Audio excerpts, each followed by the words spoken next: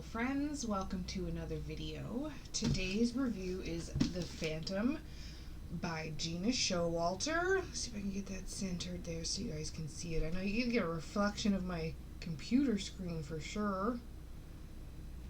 Gina Showalter. He's got the yellowish eyes that all the rest of them do. This is book 3 of the Rise of the Warlords novel.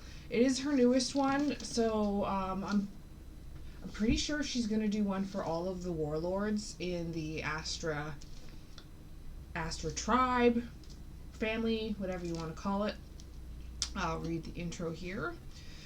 As the son of a war god, Rue Pyrosis has suffered unending pain.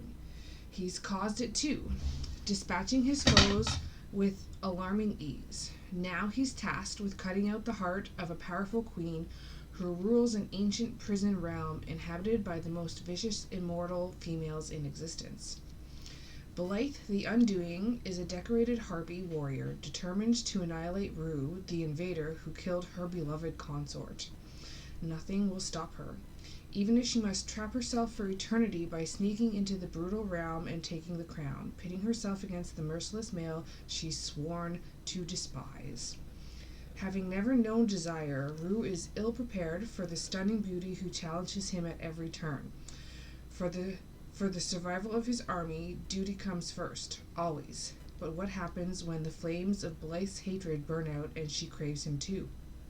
But only one of them can live. So that's sort of the theme for all of these books, is they're destined mates. But they don't really call them mates in this one. They are gravitas. The Astra can only have one gravitas in their life, and harpies, they have consorts, and again, they're only supposed to ever have one in their life. And all of the books are basically the same, where it's one of the warlords and one of the harpies. Definitely spicy, definitely 18 plus, but they all have a little bit of a story behind them. Like the warlords are doing this challenge where each one of them has to complete a task to beat the god Cerberus, and Cerberus the whole time is trying to find loopholes to do things to get them to lose. And if they fail one task, they fail them all, and Cerberus wins that round. And the Astra get 500 years of always losing battles, and if they win, they get 500 years of always winning battles. Plus, they get a little bit stronger. What do you do? Why are you guys so interested in the library book? Earlier, Levi wouldn't leave it alone when I was looking up names. So we've got Rue, obviously, and he's the main Astra in this one. And the other Astra that they mention is Rock, Ian, Halo, Silver. We've already seen Halo and Rock there in the first 2 books, so I'm assuming Ian and Silver will be in the next 2 coming up, or some of the other Astra that we haven't really, like, they've mentioned other names, but those are the ones that we see the most often. We have the gods Chaos and Cerberus. Chaos is sort of like, he made the Astra and they fight for him, but he's also sort of the judge of all these battles. Baz, oh, you're being awfully cuddly today.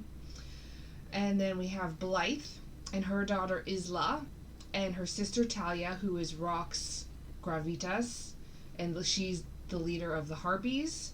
And then Laban was Blythe's consort, who Rue killed during their initial invasion. Hi.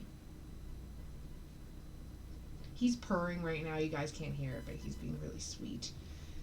I'm trying to think if there's anyone else. Oh, Penelope is one of the... She's a wraith on this prison planet that they have to go to, and it is completely only females are on it, but they're all different races. As you can guess, there's the enemies to lovers, definitely enemies to lovers. This one is very, very slow burn, lots of flirting. You see the growth and change within Rue and Blythe, because they're coming to terms with everything. Like, Rue had a really, really rough past. Doesn't like being touched. They explain all that in the book. I don't want to give away too much, but yeah, definitely slow burn. And of course, there's some twists thrown in as to why Blythe can have a second consort, because obviously she had her first one with Laban, and there's a whole thing with that totally makes sense for the books. I'm trying to think if there's any other twists. There's always a little twist at the end, how they're going to get over the thing where the guy's supposed to kill his love, and everyone is a little different, obviously. I'm not going to spoil it, how they get over it. I'm trying to... There's actually dragons in this, believe it or not. There are dragons. They're bad dragons, though, and we don't really see a whole ton of them, but they're there.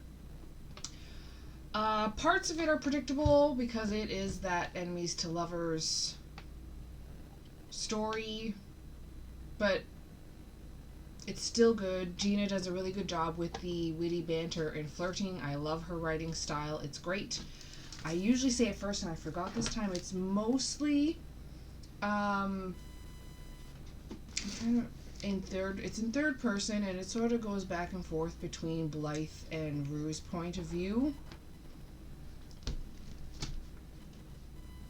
Which is typical. I always forget to mention what other... I'm sorry, when I was petting Baz, it's shedding season, and he got hair flying all over, and it made my nose really itchy. Hi, Levi. He's looking out the window now. Oh, a bird just flew by. That'll get him going. Definitely some twists thrown in. It can be read as a standalone, but I feel like it's best to read them in order because they are kind of connected. I can't remember if I noticed any major plot holes in it. I'm sure there's some, but I didn't really find them. I don't look for them.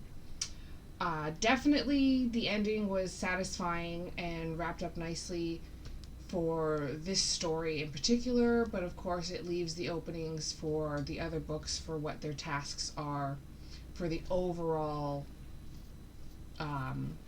story, right? Like, each of the warriors has to do their own tasks. But if you never read any of the other ones, you'd be fine. I definitely liked this book a lot. I would give it a solid 4 out of 5 stars rating. Exceeded my expectations. Writing is great. Plot is engaging. And I like that in all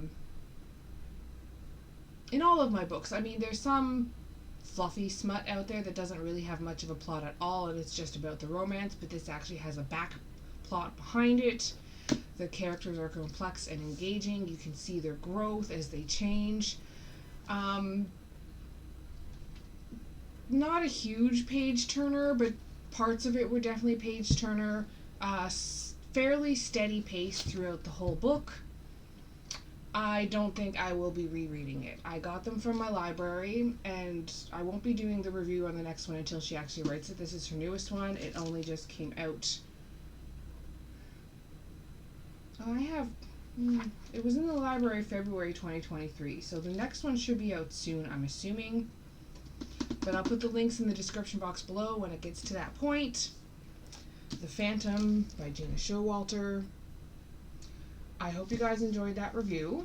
And please like and subscribe. It means so much to me. Thank you so much for watching this video. And I will see you in the next one.